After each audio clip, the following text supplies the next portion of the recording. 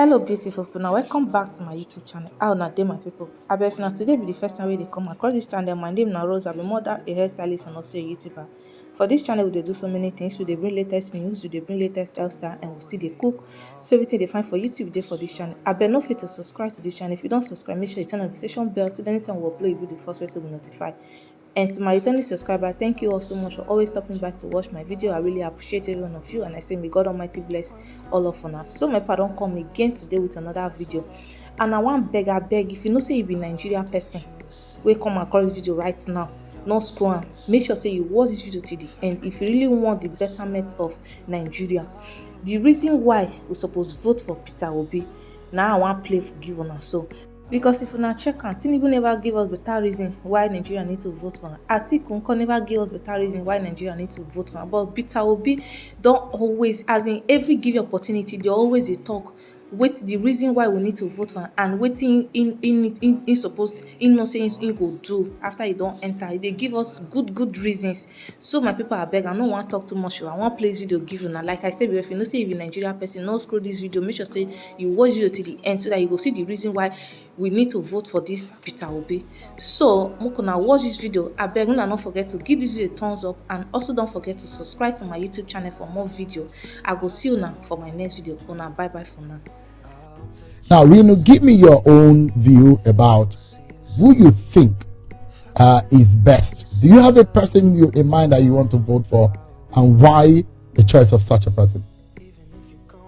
Yes, thank you very much, Shion, for organizing, these platforms.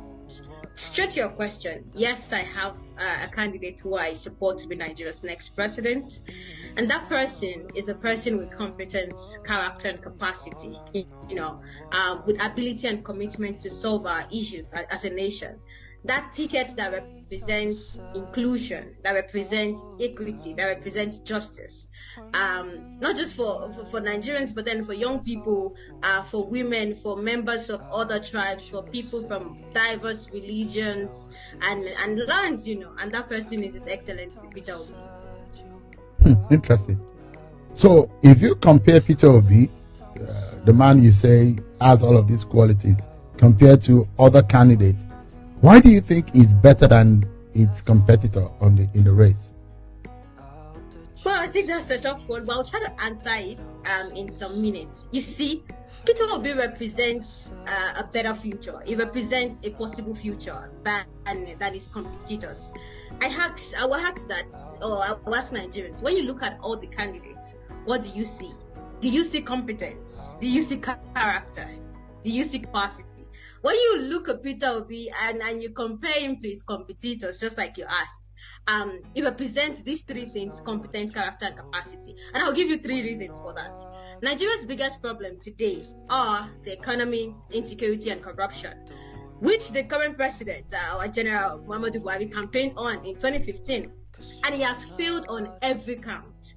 And if you look at it very carefully, our country is currently experiencing the spread of insecurity, due to a lack of political will, ineffective security agencies, and a president who is barely visible. And this has given us the image of an ineffective leadership. Nigerians today need a credible, competent, and capable leader who can address our issues. We need a present president, not somebody that will not be, present for more than half of his term. And then we can see the parties that have come severally. They failed to deliver on their campaign promises to fight corruption.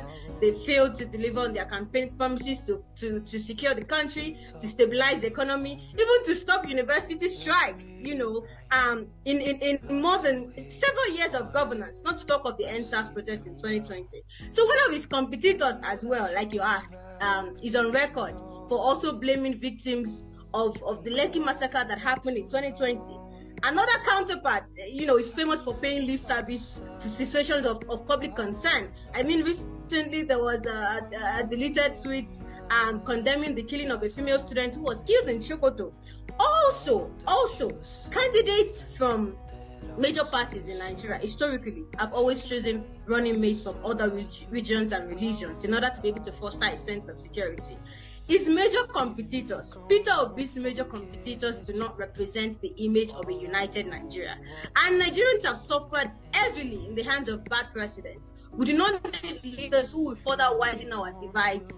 Peter Obi will reduce those divides. Two, before we can begin to solve these issues of insecurity, corruption, joblessness, we can go on and on. We need a visionary and transformational leader. And then it's a process, just like when you're looking for a job. The first stage is you package your CV, you say, these are my qualifications, and submit it.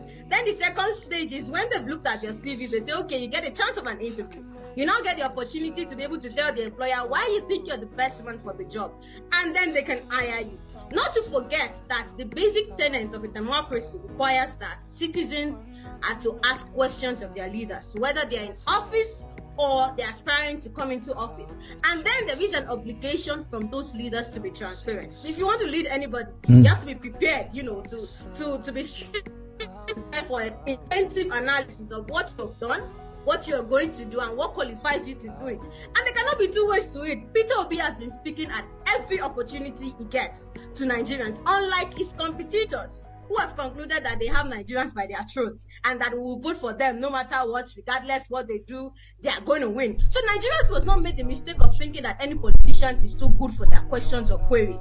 Regardless of how attractive the CV or credentials of a politician may be, the citizens must ensure, and that's the basic tenets of a democracy, that we understand who we want to vote for. Before I end, also we need a leader with who is critically and clinically sound, with the right character, skills, attitude, and attribute to turn things around. We do not need candidates who have been sleeping all over campaign meetings. Some of them have even refused to attend debates. Candidates who are incoherent, speaking in languages we don't understand. That is clearly disaster in waiting. Those people will not solve the problems of our country. You're shaking tables. You're shaking tables. The third one, before I end, you're shaking tables, Reno, tonight. So, yeah. We should also ask ourselves, what is motivating all the candidates to run for office? You and I should ask ourselves, is their aim just to become president by force, by fire, or they truly want to serve? Are his competitors, those are Peter Obi's competitors, are they promising a bright future for you and I, for the older generation, for this generation, for the future generation, for you, for your children? Peter Obi represents a bright future, and all people with sound analytical mind can discern what we stand to benefit as a nation through Peter Obi. Thank you. You've shaken tables, and let me allow, because you didn't mention names, and I don't know whether you want to mention names, because this is a platform where Nigerians is for the independent mind, so where Nigerians can speak their minds freely.